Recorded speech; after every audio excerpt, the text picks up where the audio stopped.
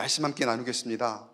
우리가 신앙생활을 하면서 한 가지 특별하게 구하는 게 있습니다. 바로 성령의 능력이라고 하는 것입니다. 성령의 능력이 있느냐 없느냐에 따라서 세상에서 믿음 생활을 하는 사람이냐 아니냐를 구별할 수 있는 하나의 지표 또는 표적이 되기도 합니다. 그러니까 사인이라고 할 수 있겠죠. 그래서 누구에게나 믿는 사람에게는 성령의 은사를 주시는데 여러분은 성령의 능력을 받고 계십니까? 성령의 은사를 받고 계십니까? 근데 하나님께서 이 성령의 은사를 왜 우리에게 주시는지 그 이유를 잘 모르거나 오해할 때가 참 많이 있어요. 오늘 사도행전 말씀 볼 텐데 이 말씀 안에서 성령의 능력의 본질이 무엇인지 그리고 어떻게 우리에게 다가오고 왜 우리에게 은사를 주시는지 한번 나눠보도록 하겠습니다. 사도행전 이렇게 이제 2장을 시작하면서 오순절에 일어나는 한 사건을 누가가 기록을 하고 있습니다. 오순절은 하나의 추수감사 명절 정도라고 여러분이 생각하시면 될 것 같아요. 그 해방을 기념하는 유월절 그리고 그 이후에 이제 일주일을 무교절로 보내는데 그 무교절 가운데에 첫 보리를 수확하는 것을 감사하는 이 초실절이 있습니다. 그리고 초실절 이후에 50일째 된다 해서 오순절이라고 하거든요. 그때는 보리를 수확해서 하나님께 내어드리고 감사하는 그런 일종의 추수감사 절기라고 보면 될 것 같아요. 그때 오순절 때 참 많은 이 유대인들이 예루살렘으로 모입니다. 유대인들은 명절을 지키려면은 그 성지라고 하는 그 예루살렘으로 아주 많이 모여요. 그리고 특별히 오늘 제가 말씀을 드릴 텐데 그 모일 때에 그냥 그 모임으로 지나가지 않고 특별히 초대교회 가운데에 그 모임에서 특별한 일이 벌어집니다. 오늘 기록을 한번 볼게요. 사도행전 2장 1절 그리고 4절을 한번 연이어서 볼 텐데 1절에 보면은 오순절 날이 이미 이름에 그들이 다 같이 한 곳에 모였더니 그랬죠. 그랬더니 4절 한번 이어서 보겠습니다. 4절 말씀 우리 한 목소리로 한번 같이 읽어보겠습니다. 시작. 그들이 다 성령의 충만함을 받고 성령이 말하게 하심을 따라 다른 언어들로 말하기를 시작하니라. 날이 이르렀어요. 날이 이름에 그들이 한 곳에 모입니다. 그랬더니 그들에게 어떤 일이 일어납니까? 그들이 성령의 충만함을 받았더라. 그리고 그 뒤에 다른 언어들로 말하기 시작한 특별한 은사를 하나님께서 주시거든요. 사랑하는 성도 여러분, 날이 이르면 한 곳에 모이시는 저와 여러분 되시길 간절히 축원합니다. 좋아하는 찬양이 하나 있어요. 근데 가사 굉장히 짧은 노래인데 여러분 이 찬양 아세요? 우리 모일 때 주 성령 임하리 우리 모일 때 주 이름 높이리. 아시죠? 아시는 찬양이에요. 우리 모일 때 성령이 임하시는 줄 믿으시기 바랍니다. 우리가 모일 때 역사가 일어나는 거예요. 여기 날이 이르면 돼 있잖아요, 여러분. 날이 이르면 여러분 그 날이 언제입니까? 하나님을 찾을 날입니다. 하나님께 감사할 날입니다. 여러분 우리에게 예배의 자리가 있습니다. 우리에게 기도의 자리가 있습니다. 그때가 우리의 날이에요, 여러분. 그때가 우리의 날이 이르는 때고 그때가 우리가 모일 때입니다. 다시 한번 여러분 우리가 모일 때 그때에 성령께서 임하시는 줄 믿으시기 바랍니다. 그 성령이 임하실 때에 그때에 우리의 기도의 응답이 있고 능력이 있는 거예요. 근데 여러분 우리가 그냥 예배하고 왔다 갔다 하는데 그 안에 성령의 능력을 얻지 못한다면 얼마나 허무합니까? 얼마나 억울합니까? 근데 성령은 언제 임한다? 우리가 모일 때, 날이 이를 때에 우리가 모이면 그 가운데에서 성령께서 임하시고 우리에게 능력이 있다는 거예요. 근데 여러분 이 질문을 한번 스스로 해보세요.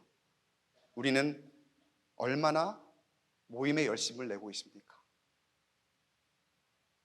우리 교회에 여러분 주일 예배 외에도 다른 예배 있는 거 아시죠? 그죠? 아시죠? 주일 예배 말고도요 금요일에도 예배가 있고 요즘 금요일이 뜨거워요. 점점 아주 좋아. 이 찬양과 또 기도회가 막 살아나고 있어요. 또 수요 예배가 2번이나 있어요. 오전에도 있고 저녁에도 있어요. 수요 예배도 있고요. 뭐 새벽 기도회는 당연하죠. 말할 것도 없고. 주일 예배 말고도 우리가 날이 잃을 만한 그때가 우리에게 주어져 있는 게 얼마나 많이 있는지 몰라요. 사모하는 마음으로 모이시기 바랍니다. 사모하는 마음으로 여러분이 함께 하실 그때. 여러분 어저께 무슨 일이 있었는지 아십니까? 우리 교회에서 캠크닉, 제가 광고는 이전에 한번 드렸는데 캠크닉, 어저께 하루 우리 교회 이 주차장에다가 우리 성도님들이, 놀라지 마세요, 130여 명이, 별로 아닌가? 별로 놀랄만한 건 아닌가?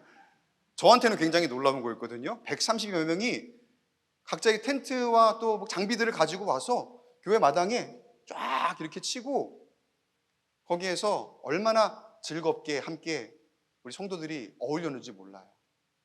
그리고 그 모임 가운데 그동안 제가 우리 교회에서 참 드물게 봤던 그 웃음, 즐거움, 그리고 적극적인 그런 모습들, 물론 즐거움이 우리 가운데 있지만 어제는 정말 특별한, 우리 중고등부하고 청년부가 함께 연합해서 합심해서 버스킹 찬양도 하고요, 그리고 거기에 막 환호하고 같이 찬양하는 그런 야외 공연과 또 함께 음식을 만들어 서로 나누고 어떤 그런 것들이 정말 특별한 경험이었어요. 억울하시죠? 못 오셔갖고. 다음번에 한번 또 할 테니까 그때는 꼭 오시기 바랍니다. 사모하는 마음으로 모일 때 여러분, 그 열정이 있을 때 우리 가운데에 내가 다른 곳에서 경험할 수 없는 참 기쁨과 은혜가 우리 가운데에 있다는 거예요. 여러분 모이시기 바랍니다. 모이지 않으면서 우리 기도의 능력과 응답이 있기를 구하고 계시진 않습니까? 우리에게 모임의 열정이 없다면 우리는 온전한 능력을 그리고 응답을 얻을 수가 없어요. 우리가 모일 때, 우리가 온전한 교회의 목적대로, 여러분 교회는 모이는 거거든요. 온전한 교회의 목적대로 함께 할 때 주님께서 교회를 통해서 능력을 허락하심을 믿으시기 바랍니다. 다시 한번 그래서 깨알 광고를 제가 좀 드리면, 다음 주가 무슨 날이라고요? All Coming Day. 그래요. 모이는 날에 모이는 날. 가득 채우고 1부, 2부, 3부 할 것 없이 가득 채워서 성령의 능력을 여러분이 경험하시도록 제가 알려드리는 거거든요. 성령의 능력을 경험하시길 간절히 소망합니다.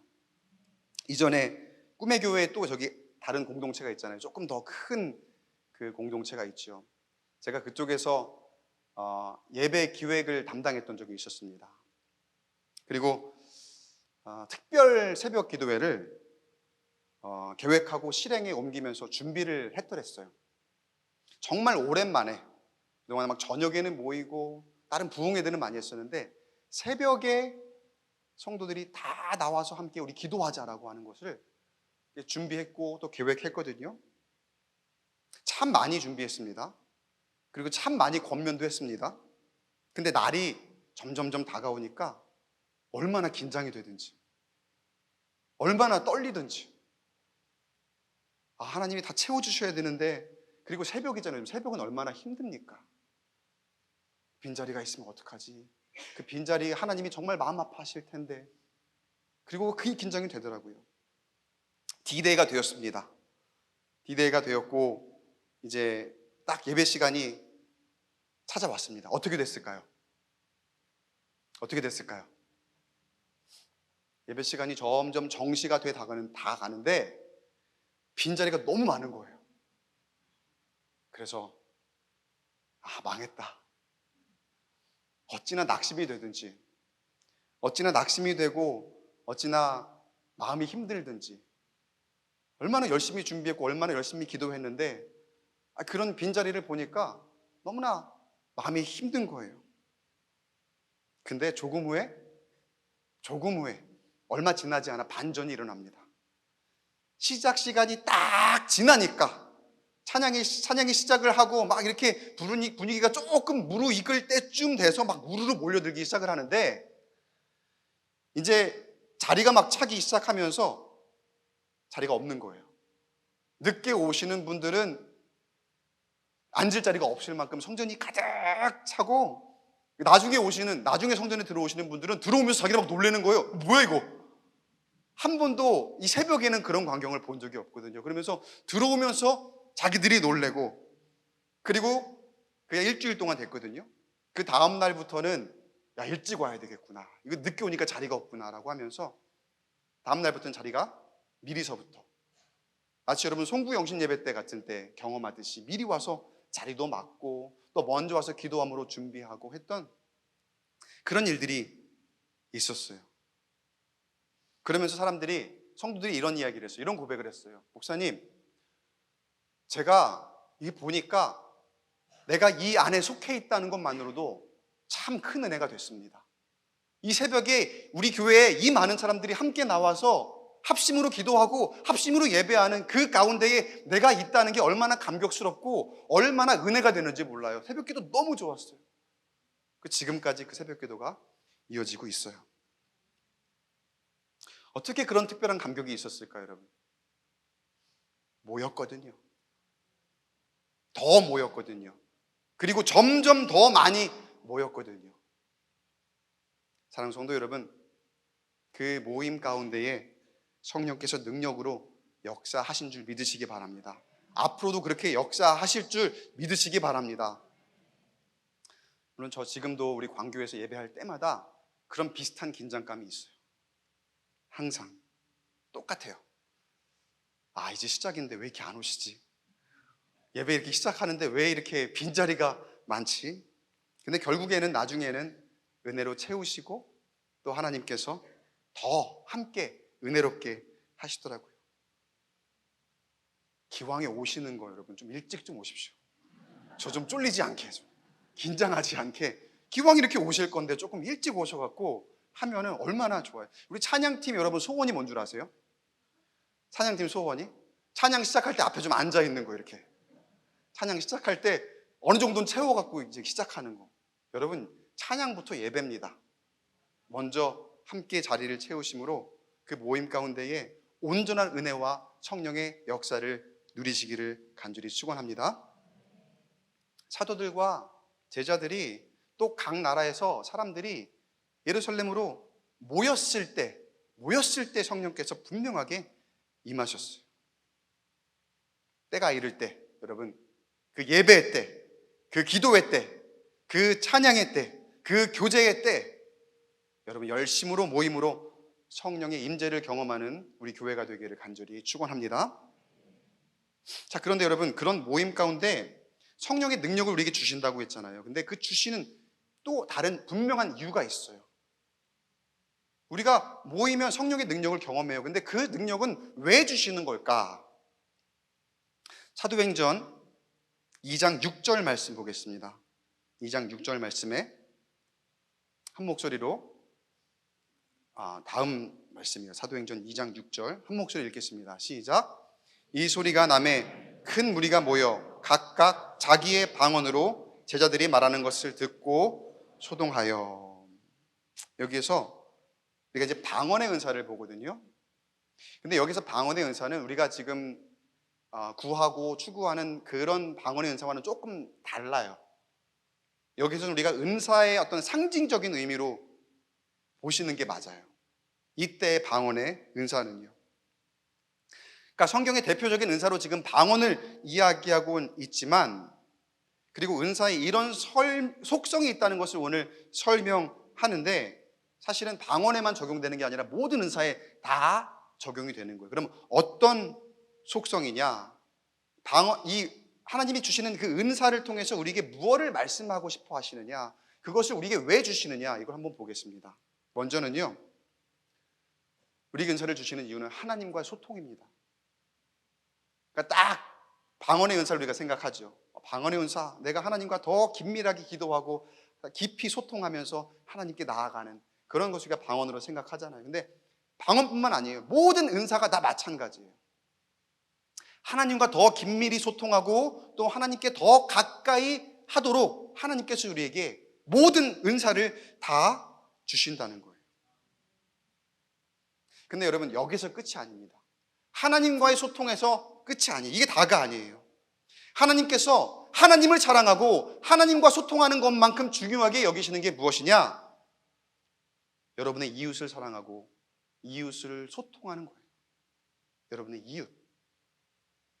하나님께서 성령의 충만함으로 우리에게 은사를 주시는 이유와 목적, 다름 아닌 먼저는 하나님과 소통, 그리고 두 번째는 우리의 이웃과 소통임을 여러분 기억하시기 바랍니다. 방금 방언의 은사를 이 사람들이 받았다 그랬잖아요. 그 방언이 어떻게 활용이 되느냐를 보면 우리가 구체적으로 하나님이 원하시는 게 무엇인지 우리가 알 수가 있어요. 8절을 볼게요. 8절에 이것도 같이 읽어볼게요. 시작. 우리 각 사람이 난 곳 방언으로 듣게 되는 것이 어찌 됨이냐. 사도행전 2장의 방언은요, 그저 그 사람들이 다른 언어를 말할 때 이것이 하나님과 나와의 어떤 비밀한 소통, 은밀한 소통, 이런 목적으로 주시는 것을 넘어섭니다. 그럼 무엇이냐? 듣는 사람에게 초점이 맞춰 있어요. 여러분, 요즘에 방언기도 하시는 분들 그 누구 들으라고 하는 거 아니죠? 그렇지 않아요? 하나님과 나의 소통이라고 생각하고, 그렇게 다른 사람이 듣는 그런 소통은 아니잖아요. 근데 지금 이때에 하나님께 주시는 은사는 뭐냐면요, 듣는 사람에게 초점이 맞춰져 있어요.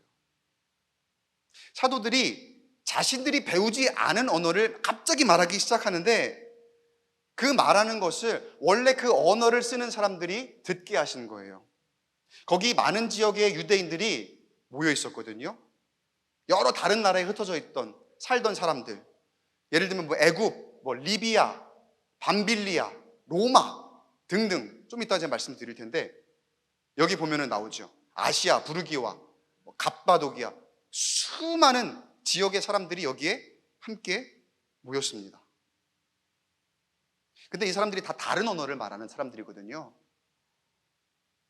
근데 이 모인 곳에서 성령의 능력으로 방언의 은사가 나타났을 때에 여기서 다른 지역에서 온 사람들이 그 말을 자기들의 언어로 알아듣기 시작했더라는 거예요. 이 방언의 은사가 없었더라면요, 그곳에 모인 모든 사람들이 함께 소통을 할 수가 없습니다. 유대인들과 사도들이 함께 소통을 할 수가 없었어요. 여러분, 여기에는 방언의 은사를 받으신 분들도 계시지만 또 다른 많은 은사를 가진 분들이 계실 거예요. 여러분에게는 어떤 은사가 있으십니까? 치료의 은사, 예언의 은사, 그리고 물질의 은사, 찬양의 은사, 화평의 은사, 위로의 은사, 등등 거창한 이름의 은사들이 있지만 그렇지 않더라도 우리에게 정말 은혜롭게 주시는 많은 은사들이 있거든요. 근데 여러분, 그런 은사들이 하나님이 주신 그 능력을 나를 위해서만 쓰도록 주셨을까? 그렇지 않다는 거예요. 절대 그렇지 않다는 거예요. 여러분에게 어떤 은사를 주셨든지, 여러분이 어떤 은사를 가지셨든지 그것은 우리의 이웃과 통하게 하기 위해서 주신 것임을 여러분 믿으시기 바랍니다. 하나님의 생각은요, 하나님의 마음은요, 하나님의 시선은요, 나의 편협함, 내가 생각하는 그 좁은 것과는 비교할 수 없을 만큼, 내가 이렇게 두 팔 벌려서 표현할 수 없을 만큼 넓으십니다. 그게 하나님의 생각이고 하나님의 시야고 하나님의 마음이라는 거예요.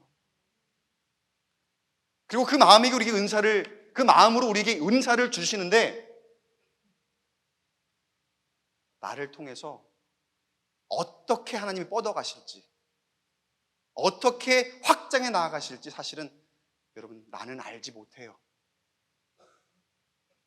그런데 우리는 나에게 주신 은사를 너무 요만큼 그냥 내 앞에 보이는 그만큼의 범주 안에서, 그 정도 안에서, 때로는 그저 그냥 나만을 위해서 잘못 쓰려 할 때가 얼마나 많은지 몰라요. 그럼 여러분, 우리는요, 하나님이 나에게 주신 은사를 축소하는 겁니다. 내가 축소하는 겁니다. 절대로 여러분, 그 은사가 내 것이라 생각하지 마시고, 또 나만을 위한 것이라 생각하지 마시고, 이게 어떻게 뻗어나갈 것인가, 어떻게 다른 사람들에게 전파될 것인가, 다른 사람들과 나누어질 것인가 생각하고 고민할 때에 여러분의 그 은사와 능력이 무궁무진하게, 무한하게 확장되어질 줄 믿습니다. 그럼 눈을 들어 하나님의 일하심을 바라봐야 된다는 거예요. 나와 내 가족의 범주를 넘어서서 더 위대하게 쓰임받기 위해서 눈을 들어 하나님의 일하심을 바라보시면 나의 지역을 더욱 넓혀주시고 그를 위해 더욱 큰 은사를 우리에게 더해 주실 줄 믿습니다. 아까 보세요. 그 그림, 아까 사도들이 얼마나 많은 지역에서 온 사람들과 그 언어를 배운 사람들이 아니거든요. 근데 그 사람들과 소통하게 하셨다는 하나님의 능력, 그 언어의 은사를 주실 때 분명한 이유가 거기에 있었더라는 거예요. 우리가 캐파가, 요즘에 캐파가 커진다 뭐 그런 말 많이 하죠. 캐파. 그 영어의 capacity라는 이 단어를 우리가 캐파라고 줄여갖고 나의 수용력, 내 뭐 용량, 그게 이제 커진다 그런 얘기를 하는 거거든요. 우리에게 은사를 주심은 우리의 영적 캐파를 넓히는 겁니다. 믿으십니까? 여러분의 영적 캐파가 더 넓어져야 돼요. 은사를 사모하시고 그 은사로 여러분의 영적의 캐파를 넓히시며 하나님과 소통, 그리고 이웃과 소통하시기 바랍니다. 그 열매로 하나님께서 저와 여러분을 통해 더 큰 일을 행하시고 우리 교회를 통해 부흥을 이루실 줄 믿습니다. 자, 그런데 이런 성령의 능력이 방언의 역사로 많은 사람들에게 지금 보여지고 있잖아요. 보여지는 가운데 여전히 이 성령의 능력, 그리고 나타나는 현상을 사람의 생각으로 판단하고 또 부정적인 시각으로 바라보는 그러한 사람들이 있었습니다. 그렇게 바라보고 그렇게 말하는 사람들이 있었습니다. 그러니까 사람들의 반응을 한번 볼게요. 사도행전 2장 7절 함께 읽습니다. 시작. 다 놀라 신기하게 여겨 이르되 보라, 이 말하는 사람이 다 갈릴리 사람이 아니냐. 먼저는 사람들이 막 자기들의 말로 말을 하니까 어떻게 저 사람들이 우리 말을 하지? 놀랐어요, 처음에는. 근데 그 놀란 이유, 어떠한 이유로, 그리고 어떠한 생각으로, 어떠한 태도로 놀랐는지, 그게 사실 중요한 거거든요. 어떠한 태도로 놀란 것 같아요? 부정적인 의미입니다. 부정적인 의미. 뒤에 뭐라고 했어요? 이 말하는 사람들이 다 갈릴리 사람들이 아니냐 그랬거든요. 당시 유대인들에게 갈릴리 사람들에 대한 일종의 선입견이 있었습니다. 갈릴리 사람의 일종의 평판을 보는 거죠. 어떤 평판이 있느냐, 어떻게 평가를 하느냐, 한마디로 무식한 사람들, 못 배운 사람들, 촌 사람들. 그러니까 이 언어를 딱 듣는데 발음이 완전히 완벽해. 어떻게 우리 말을 이렇게 완벽하게 하지? 우리가 완전히 클리어하게 알아들을 수 있을 정도로 이렇게 얘기하는 게 너무나 놀라운 거예요. 아니야, 이건 말도 안 돼. 내가 지금 꿈을 꾸고 있는 거야. 이 사람들은 갈릴리 사람들이잖아. 갈릴리 사람들이 이런 능력이 없는데, 무지한 사람들인데, 이런 공부를 했을 리가 없는 사람들인데 어떻게 이렇게 말을 할 수가 있지? 무시하는 거죠. 갈릴리 사람들이잖아. 이 갈릴리 사람들을 무시하는 또 하나의 대목이 사도행전 그 뒤에 나오거든요. 베드로와 요한이 재판을 받을 때, 산헤드린 공회 앞에서 재판을 받을 때, 그때 성령께서 역사하셔서 담대하게 그 대제사장과 또 그 유대인 지도자들 앞에서 복음을 전하죠. 담대하게 자기가 해야 될 말을 막 하죠. 그때의 그 유대인 지도자들의 반응이 어땠느냐? 4장 13절, 사도행전 4장 13절에 이렇게 나와요. 그들이 베드로와 요한이 담대하게 말함을 보고 그들을 본래 학문 없는 범인으로 알았다가 이상히 여기더라. 그러니까 베드로와 요한을 원래 어떤 사람으로 봤다는 거예요? 못 배운 사람, 학문 없는 평범한 사람으로 봤더라는 거예요. 근데 이 사람들이 성령의 능력을 입으니까 갑자기 그 앞에서 담대하게 거침없이 너무나도 논리 정연하게 너무나도 클리어하게 이 말들을 하더라는 거예요. 근데 그들의 선입견, 그들이 바라보는 갈릴리 사람들, 저 손 사람들, 배우지 못한 사람들 어떤 거예요? 부정적인 거죠. 무시하는 거죠. 깎아내리는 거죠. 그러면서 성령의 능력까지도 평가절하합니다. 아, 저 우연일 거야. 어떻게 저 사람들이 저런 일들을 해? 내가 지금 뭔가 잘못 드는 걸 거야 라고 생각하면서 애써 무시하는 거예요. 그리고 결국은 어떻게까지 평가를 하느냐? 오늘 2장 13절에 보면은요, 이것도 함께 읽어볼게요. 시작. 또 어떤 이들은 조롱하여 이르되 그들이 세술에 취하였다 하더라. 조롱하면서 쟤들 봐라, 저거 술 취해서 저거 지금 혀가 꼬인 거지. 쟤들이 저런 말을 할 수, 우리 말을 할 수 있는 사람이 아닌데 저것들 지금 저거 보니까 같이 술 마시고 완전 취해갖고 제정신이 아니네. 조롱하는 거죠. 무시하는 거죠. 여러분, 우리가 성령의 능력을 입고 또 때로는 은혜 받을 만한 때에는요, 악한 영이 늘 그 틈을 노립니다. 악한 영이 항상 그 틈을 노려요. 악한 영의 목적은 그냥 우리를 무너뜨리는 거거든요. 우리를 파괴하는 거니까 다른 이유가 없어요. 우리가 그냥 안 되게 하는 거예요. 우리가 그냥 우리를 죽음으로 모는 거예요. 영이 하나님 가까이 가지 못하게, 우리가 은혜 받지 못하게, 은혜를 받았으면 은혜 까먹게, 우리를 무너뜨리려 하고 우리를 망하게 하려 하는 거예요. 끊임없이 그렇게 악한 영은 우리를 괴롭혀요. 그러니까 성령의 역사가 있는 곳은 당연히 악한 영이 틈타게 되어 있어요. 이게 정상이에요, 사실은. 여러분, 우리가 막 은혜 받을 만한 때에 때로는 막 괴로움이 찾아오기도 하고 일이 잠깐 뭐가 안 되기도 하고 그런 일이 있죠. 말씀의 은혜 받고 한 주를 살아가는데 이해되지 않을 만한 일들이 생기기도 하고 그럴 때가 있어요. 여러분, 그거를 잘 견디셔야 돼요. 하나님께 맡기고 기도함으로 우리가 잘 이겨내야 돼요. 왜냐하면 그게 우리를 흔드는 거거든요. 우리를 흔들고 좌로 우로 치우치게 하고 똑바로 못 가게 하는 악한 영의 계략이고 공격이거든요. 늘 틈을 노립니다. 그리고 우리 감정을 건드려요. 서운하게 하고요. 또 우리를 조롱하고 또 무시하고 내 약점을 건드리죠. 약한 부분을 건드려 자존심 상하게 하고. 사랑하는 성도 여러분, 여러분 믿음 생활 하시면서 어떤 소리를 들으십니까? 아마 많은 사람의 소리를 들으실 거예요. 저도 실수 많이 합니다. 저도 사람 이야기를 하죠.